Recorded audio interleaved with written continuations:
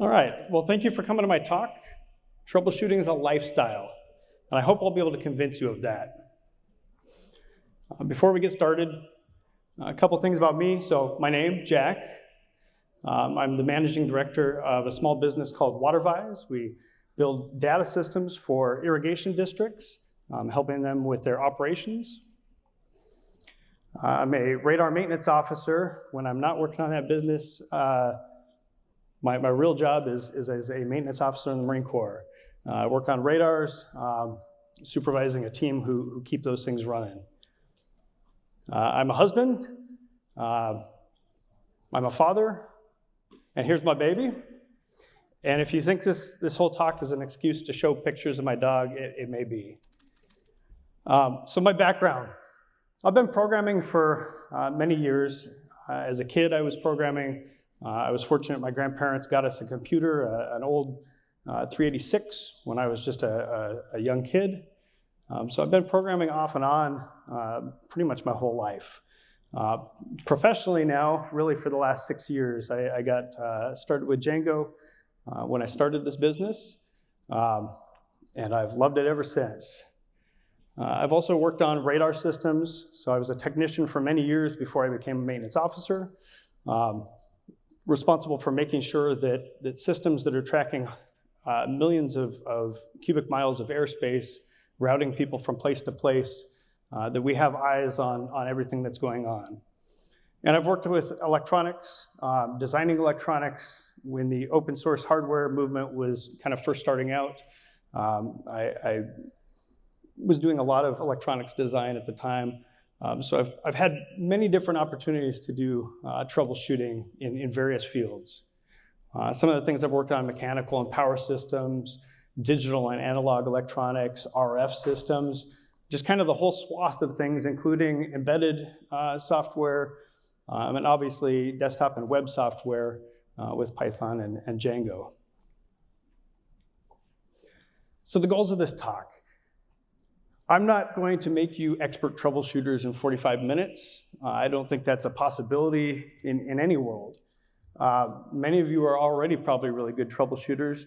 My goal here is that the beginners, folks who have not had a lot of experience with troubleshooting, have some new tools in their bag. And people who have been troubleshooting for a while have an opportunity to think through some of the ways that they can make themselves better. At the end of the day, troubleshooting is a skill. It's not something that's innate in any of us. And just like any skill, the more you practice it and the better tools you have, the better trainings you have, the better you're going to be at it. So let me tell you about a bad troubleshooting experience. Years ago, I was responsible for evaluating a team of folks who were setting up a communication site out in the desert. And their one goal was to set up this site and be able to communicate to another location on an airfield. And when I got to that location, they had put up not one, not two, but 4 different antennas. They only needed to establish one link, but they had 4 antennas up. And so we started asking them what's going on. 4 very different types of antennas. If you're familiar with radios, they had a loop antenna, they had a sloping V, like all sorts of different things. And when we started asking them what was going on, well, they told us, the first one we set up and it didn't work. So we moved on and we set up a second one, and so on and so forth. And when we looked at the antennas, like the wire lengths weren't correct, they weren't grounded. There was some obvious steps that they could have done to identify what the cause of each one of these antennas not working, but they didn't do that. And so I asked the person responsible, what are you guys using to build these antennas? Where's your manuals? And he looked at me with a completely deadpan face and said, "Sir, I don't need manuals, I rely on experience." So I would not recommend that as your troubleshooting experience. That's an example of what is often called shotgun troubleshooting or shotgun debugging, where if you're ever doing like marksmanship, you don't want to use a shotgun. It scatters the shot all over the place. you would want something more precise. And that's where the background of that term comes from. Anytime you're troubleshooting and you're not decisively and with good reason making a change in something, that's shotgun troubleshooting. So hopefully, by the end of this talk, none of us will be doing that. We'll be using tools that are more appropriate to the job. I just want to encourage you guys with the right tools, with the right techniques, the right indicators. There's always a way, no matter what system you're working on, whether it's something in the Django web framework or any other field or aspect out there. There is a way to troubleshoot a problem that makes sense and will get you to a solution. So before we really get into it, a few terms. So problem solving is the first thing that we'll talk about. And problem solving is sort of a broad term for whether it's troubleshooting, which is a subset, or whether you're just thinking through a problem. Problem solving is a really broad thing. We've got a thing or a problem or something that we want to approach, and how do we get there? It doesn't necessarily involve something tangible like a circuit board or a keyboard and computer. It could just be thinking through a problem. You know, I've got a problem in my relationship. How do I resolve that? More specifically, though, troubleshooting, it's a subset, and it's about recognizing that there is a problem. That's really the first step. Recognizing that there is a problem, locating that problem, and then resolving it. And the last thing, debugging, which I'm sure we're all familiar with that term. It's really a subset then of troubleshooting, and I'll use it pretty much interchangeably through this talk, either troubleshooting or debugging. So the first thing is getting the right mindset. When it comes to troubleshooting, like I said, it's a skill, but it's not just a skill. It's something that all of us do throughout our lives, and not just the people in this room. Every human being is troubleshooting or problem solving also throughout their lives. So a quick lesson from Curious George, in case you think that I'm not telling you the truth. We learn these things from the very beginning. So Curious George was supposed to be delivering some newspapers. Instead of delivering them, he thought it would be interesting to make some boats. So he made boats out of them, put them in the river, and he'll have to figure out how to get those delivered at another time. We're not gonna go through that. But as he was watching his boats, he wasn't looking where he was going. He hits a rock, he falls in the river, gets himself out, and now he can't ride his bike.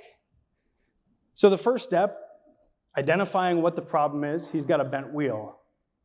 He's located the problem, and he thinks through what he can do. Well, he can ride a wheelie. He's a pretty talented monkey, and he makes his way, and the story resolves itself later on. But this is just an example. Just about every children's book out there has some sort of problem that you got to work through and think through, and gives us examples. So it's a skill that you learn early in life, but we can get better at it over time. It's everywhere. In medicine, doctors have to figure out from a certain set of context clues potentially from the victim themselves, from the instruments that they have. They have to figure out what's wrong and how to resolve it. In aviation, there's all sorts of scary things that can happen if people aren't troubleshooting and looking for the problems, identifying where those problems are, and then resolving them. Military, tech, you can name just about any industry that's ever been, and there's troubleshooting involved. So when it comes to the mindset for troubleshooting, it's important to be persistent and curious. Some problems are really easy to solve, some not so much. If you just give up, I mean, you're going to be in a tough spot. And if you're not curious and thinking about what direction this problem might have taken, that can be a problem too. So on to some of the more practical things. Up till now, we've just been talking about some of the philosophical or background information about troubleshooting. But the next three sections, I really want to get into kind of the meat of it. So indicators and resources. Most of us are familiar with indicators in Django to some extent. And in other areas of your life, when you're troubleshooting, you might be familiar with some of the indicators out there. When I'm talking about indicators, what I mean is anything that can give you information about the context of that problem that you're trying to solve. If your only tool is a hammer, then every problem looks like a nail. I found this quote recently. We've all heard it a million times, but I didn't realize it was by Abraham Maslow, the same guy who developed Maslow's hierarchy. But a really great quote. If you're using the same indicators to solve all your problems, if you're just sticking with the basics, you're never going to have the context when you run into a deep problem. You're never going to be able to really dig in and solve that problem. So some of the ways that we can think about indicators, again, regardless of what industry, but for Django, this is very relevant. Built-in versus extra. So Django comes with some built-in indicators that we can use. And there's a bunch of extras. You can find many of them like on Django packages or go on PyPy. But that's one way to categorize these. Another is alerts and statuses. Some indicators will be in your face and tell you, hey, there's a problem, and here's where I think it is.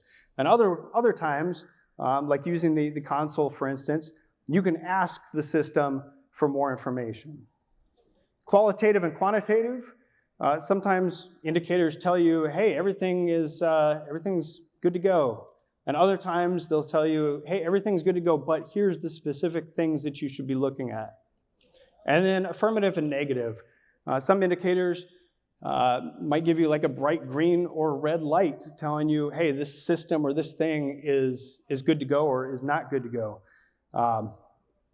And it's the same in Django. There are tools that'll tell you, hey, everything's good or everything's not. Some examples, a car, some of the built-ins are like dials, gauges, dashboard lights. And then you can add things. You can go to the store and you can buy a fuse tester. You can get a tire gauge. You can get a diagnostic tool. Houseplants. Again, like this applies to troubleshoot anything. So built-in, so the leaf color of your plant. If you stick your finger in the soil, how moist is it? And you can buy extra things like a moisture meter or a temperature sensor to give you better indications of what might be wrong and where that problem is. And the last example, my dog, Lady Duchess, one of her built-in indicators is her level of cuddliness.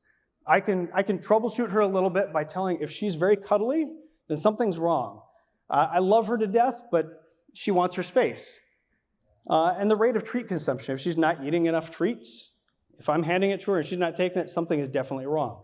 But there's other things that we can add, like a GPS collar. She's an escape artist, so I needed to get that. And it tells me how many steps she's taken each day, how much rest she's getting, some other information. So anything in life, really anything in life, there are built-in things that you can look at, and there are things that usually can be added. It might be surprising, but these same sort of indicators and techniques can be used with Django. So what are some of the built-ins? And again, I know many of you are familiar with some of these, but definitely want to go over them so everybody's on the same page.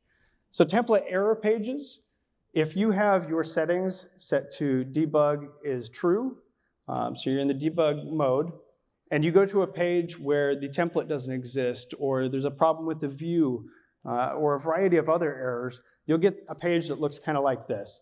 It gives you the actual error message. It'll tell you what Django tried to do, and it'll often give you some things to look at. If you use the Django extensions package, you can also use Workzeug that gives you a built-in opportunity to query that page and debug. Django error reporting. So if you have debug in your settings set to false, you're on a test or production system, you can set up the admin's setting to email you from Django. Basically the same information that was in that template page comes to you in an email. The checks framework, if you're not familiar with this, I would encourage you to get familiar. The checks framework runs through a whole set of different checks, static checks, as you start up your server to make sure that everything is correct. This is most of the categories that it's looking at, but there are a few others. And the cool thing about the checks framework is it goes through each of them. It'll tell you if something is like straight up an error, if it's just a warning, or if there's just some information that you should know about that check. And it's extensible. So in this example, here I've got DJ Stripe installed, and they've added checks to make sure that some of the settings for DJ Stripe are correct. And as you can see, there's a warning that I didn't set one of them correctly. There's some information just with some extra context to help me out. And you can see there's 3 identified total and nothing silenced.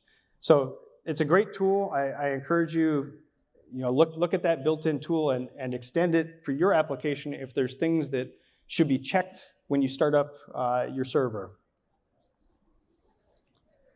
The console and logging, so definitely check out the opportunity to go into the shell and request information from your Django application is useful. And logging, you can log so much information that gives you context about things in your application. Incredibly helpful. Many of the commands in Django, in the Django management, you can increase the verbosity. I don't know if I'm saying that right, verbosity, whatever. But you can increase it. I think the standard is a level of 1, but you can increase it all the way to 3 and get very detailed information about some of those commands.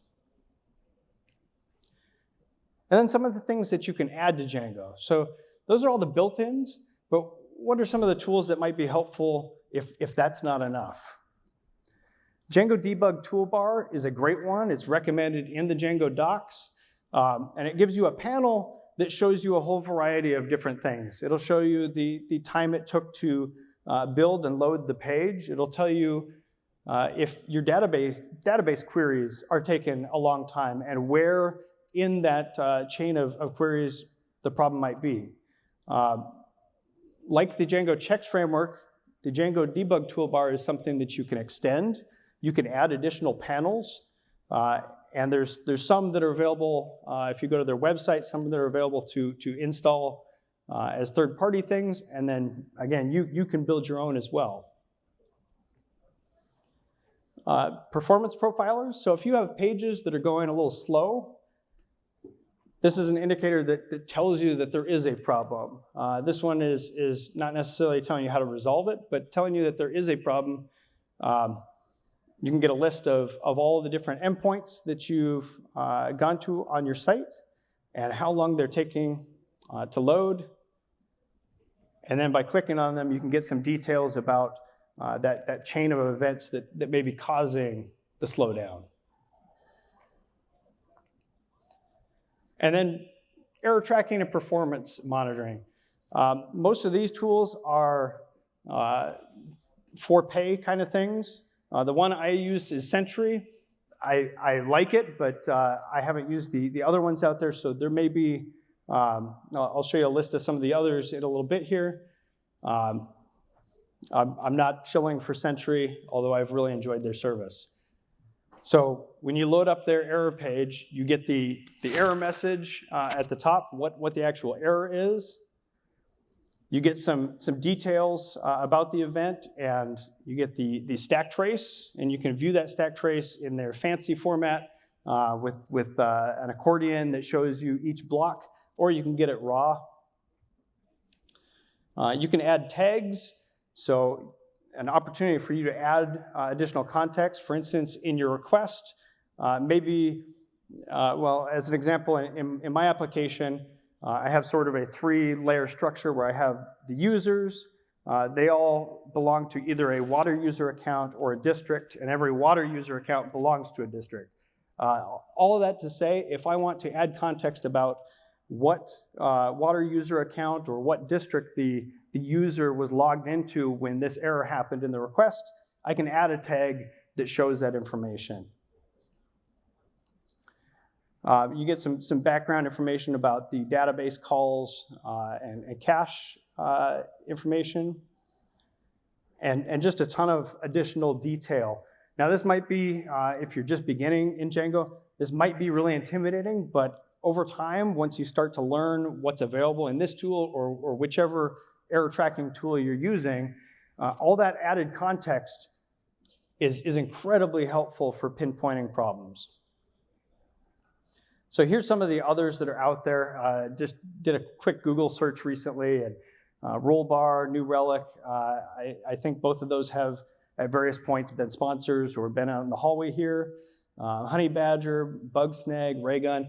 There's several options out there. I encourage you to look into them and find one that works for you.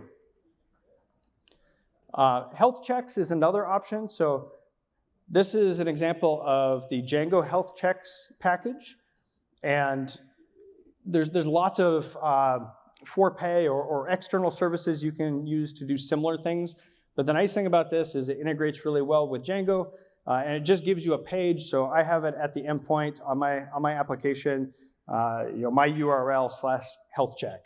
And it just gives you a page really quickly with red or green check marks to tell you, hey, this thing or that thing is good or bad. By default, it has tools for Celery, for Redis, Postgres, but you can also add your own checks really easily. It took me maybe 5 minutes to add one recently. They have really good documentation. Definitely check it out. So that was Django Health Check. There's also Django Watchman. I have not used it myself, but I've seen, or I've heard really good things about it as well.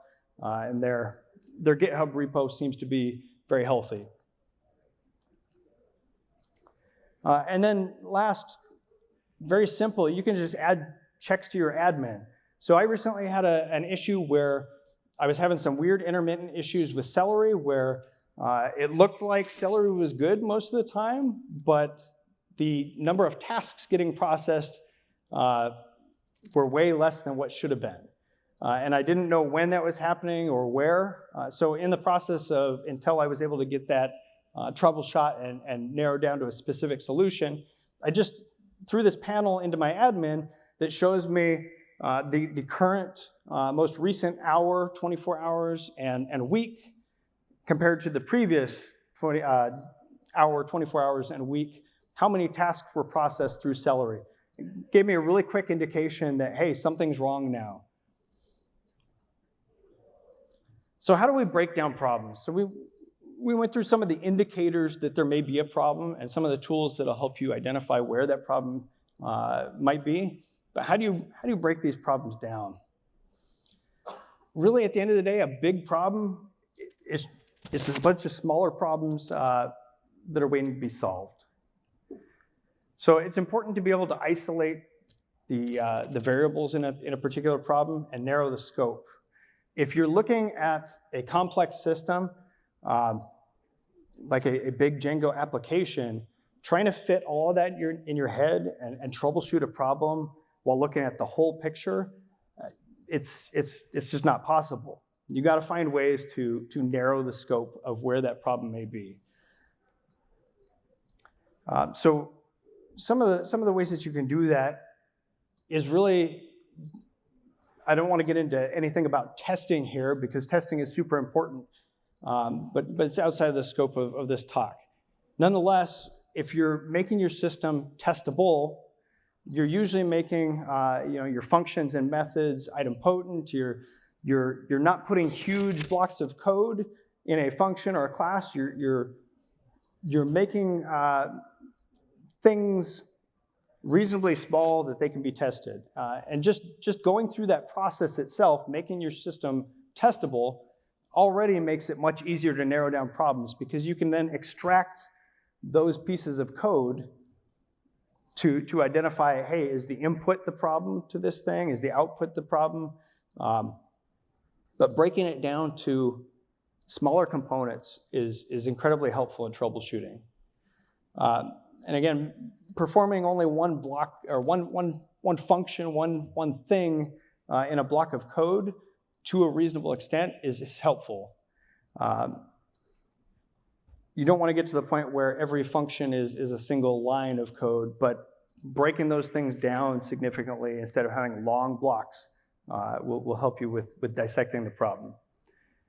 And it also makes it much easier to ask for help, which we'll talk about later on, when you can extract that small piece of code that you think may be the problem instead of having to work with the entire module. So debugging, back in the day, Betty Holberton, personal hero of mine, she worked on the ENIAC systems, and their method of troubleshooting was often literally to pull cables or pull components and figure out, hey, does the system work up to this point? And that's a reliable way of troubleshooting that's been used for years and years and years. If you can break something somewhere, break the execution of something, and then see does the program, does the electronics, does the whatever system get to that point successfully, it's worked for the ENIAC, and it'll work today. So you can use the Python debugger for that. Most IDEs, integrated developer environments, you can set a breakpoint visually in the GUI there, just by clicking on the left gutter for most of them.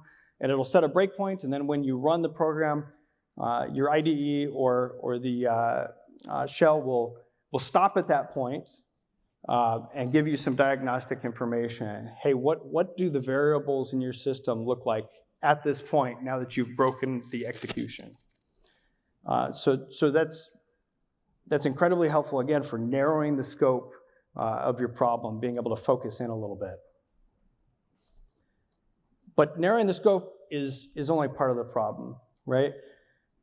You don't want to prematurely narrow the scope to a particular function or a line of code, thinking that that's the problem when it may not be. So you got to balance narrowing that scope and breaking the problem down to a smaller piece with avoiding tunnel vision. It's really easy to get fixated on something and spend hours trying to troubleshoot a small block of code that turns out not to be the problem. Sometimes you need to step back and look at the bigger picture. It's helpful to consider, if you've been stuck on a problem for a long time, it's helpful to consider if you made the correct assumptions. When you started narrowing your scope down to a particular place, was that based on good assumptions? Did you miss something important that might have led you elsewhere in your program? Is the problem really what you think it is? And is the problem where you think it is? And the scary one is, what if there's more than one problem? So that's where, again, it's helpful to be able to break your code down into smaller blocks when you're building your Django application, because if there's more than one problem, being able to test those separately is going to be very helpful. And it also helps to get the perspective of somebody outside of your particular problem. When you've been focused on something for a long time, you get tunnel vision. You may benefit from getting outside help. So a problem well stated is a problem half solved. It's a great quote. And one of the techniques for troubleshooting that is very a very positive thing is called rubber duck debugging. And the idea is that you explain your problem and what you think the issue is to somebody else. Ideally, if you don't have a person to explain it to, you explain it to your rubber duck. Just thinking through a problem, working through it, can often point you in the right direction. Once you framed it in your mind that, hey, I think it's this because of these things, and here's why. Being able to explain that problem will get you halfway there. If you don't have a rubber duck, you can use a regionally appropriate animal, in this case, a javelina for New Mexico. When to ask for help. If you're hopelessly stuck and frustrated, you're not going to get anywhere. Your stress levels increase, your thinking decreases. Not a great opportunity for finding a problem and solving it. if you want new perspectives. Sometimes there's a problem that you can probably get to, but having some additional perspectives and insights on similar problems from somebody who's dealt with that stuff before can be helpful. And sometimes you just need a fresh pair of eyes. We all get tired and frustrated. Having somebody else look at it can be helpful. Asking questions isn't a sign of failure. It's a skill. And it's something that you may have to work to get better at. Framing a problem so that somebody else understands it is not always an easy thing. You need to provide context. So you got to be able to explain the problem clearly, how it started, what were the initial symptoms, how did you even identify that this was a problem, what variables are involved. You got to be specific, so it helps to share snippets of code. Don't assume that the problem is obvious to other people. Somebody else may be really smart, but with just walking into your particular problem, they may never have dealt with that thing before. They may still be able to help you, but you got to give them some background and some context. And then be open to suggestions and feedback. Sometimes people will suggest things to try that might seem weird or outside of your experience. Don't just discard other people's recommendations out of hand without a good reason. It's important to be able to provide a minimum reproducible example, or MRE. There's other similar terms for this, but the idea is a small problem that another person can take and run and help you out really quickly. They shouldn't have to download your entire Git repo to help you solve a tiny problem, for instance. People really want to help you. They even want to do it for free, but none of us likes having our time wasted. None of us likes feeling like somebody doesn't care enough to put in the effort to get our help. So I encourage you, think through your examples that you're providing when you're asking for help, and give them the whole context. So a bad example, if you go on a forum somewhere and say, I'm using Django and I want to upload a file, I've created a model and a form, but I get errors when I try to upload a file. You're probably not going to get any help. What version of Django or Python are you using? What specific error messages are you getting? What does the code look like? Did you expect some behavior that you didn't get? And probably most importantly, what so far have you tried? What steps have you taken? Just answering that last one can go a long ways towards convincing other people that you're worth trying to help, that you've put in some effort to this problem, you've gotten stuck, and now you're asking for help. So consider how it looks to somebody who's never seen your particular project before, and what would you need if you were in their shoes trying to help you? Another, or a better example of that same one, so here they're saying the specific version of Django they're using, what they're trying to do. They created a model, the form isn't shown, and then given an example of the relevant code. So look, there's some models, some forms. We can see in their view that they've got a context variable form that they're sending to the template. And then there's their template. And oh no, they used forms instead of form as their template variable. Really quickly, we can identify what the problem is and help them out. That's a very simplified example, but hopefully it helps to frame, adding the context that other folks need, whether it's online or in a conversation about how they can help you solve a problem. Another quick example, my view's not working. I'm trying to create a view that will display all the objects, but it doesn't work. And here's a chunk of code. But what does doesn't work mean? That might be an error. That might be something that you're seeing in the browser. What error messages are you getting? So if you've got like a stack trace, that's helpful. If you get that template error page, pasting the relevant information from that into a Stack Overflow or Reddit or Django forum page can be helpful to give some of that additional context. What does the code look like? What were you expecting when you did this thing? And again, what have you tried so far? So a better example of that is here. I'm trying to create a view that will display a list of all the objects in a model. I'm getting a 500 error. I'm not sure why. Here's the error message I'm getting. Here's my code. Providing more information to people, as long as it's relevant to your problem, is incredibly helpful for them to be able to help you. Where can you get help when it comes to Django when you're running into problems? So the Using Django section of the Django forum is really an amazing place. And I don't think Ken is in here, but if you all don't thank Ken Weitzel and give him some praise, I don't think the Django forum would maybe even exist if it weren't for that guy. He's incredibly prolific on there answering questions from across the community. The Django ticket tracker, if you think that the problem you have is not necessarily in your application, but maybe in Django itself, it can help to look at the ticket tracker. It can be a little intimidating when you first go on there. The search has some very complex options, but you can go on there and you can often get background information about maybe why a decision was made that led to the problem that you're seeing. You can see if other people have had similar problems. It's a good resource. Social media, many of the people in this room and this conference are on Mastodon.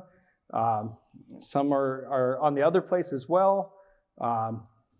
It's well worth looking into. LinkedIn is an option. I've talked to a few people today even that are on LinkedIn. I'm not a personal fan, but it's there. It's an option, and there are people that want to help you there as well. The Django and Django Learning subreddits, if you're on Reddit, they often have a lot of really good information and people willing to help.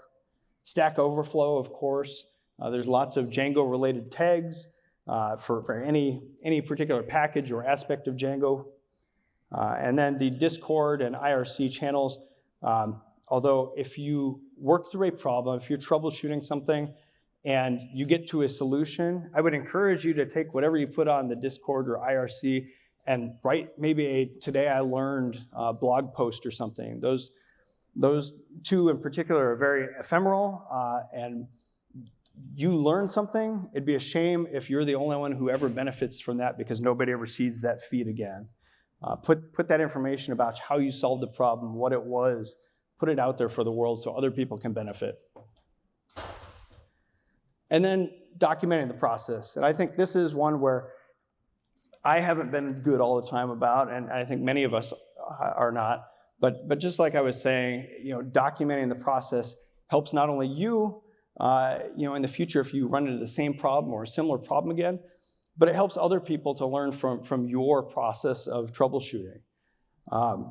Write it down. So if you're writing like a blog post or if you're just writing a log for yourself, it can be really helpful to think through what exactly was the problem, what were the steps that you tried, how did you break that problem down, why? That's a big one.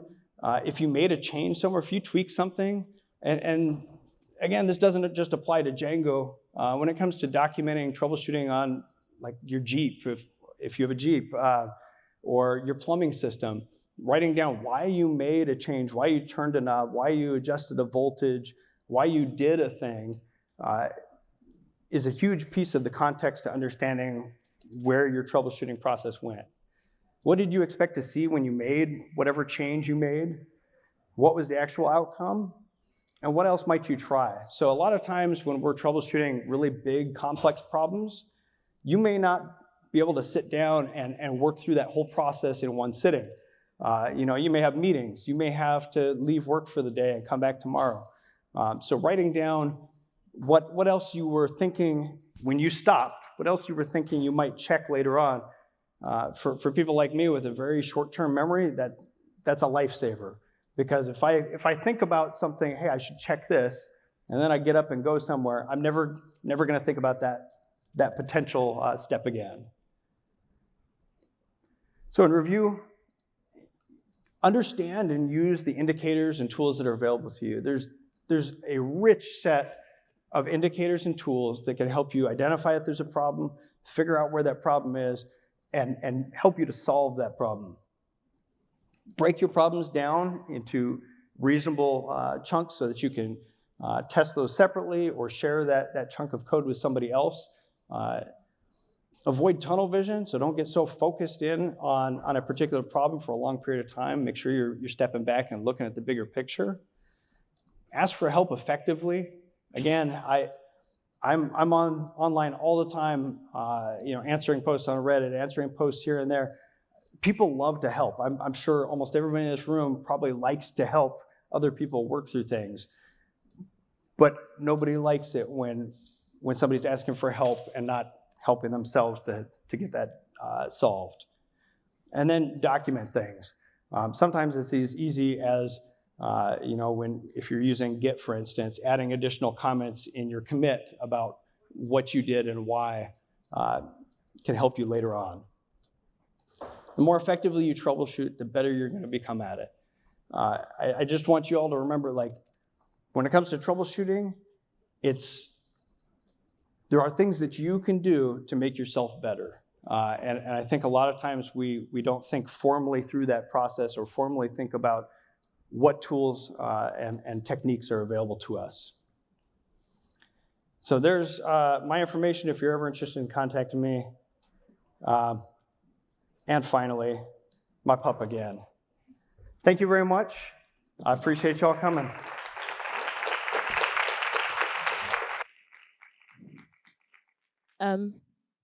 Before Jack leaves, is there any question? We have 1 more minute for a question.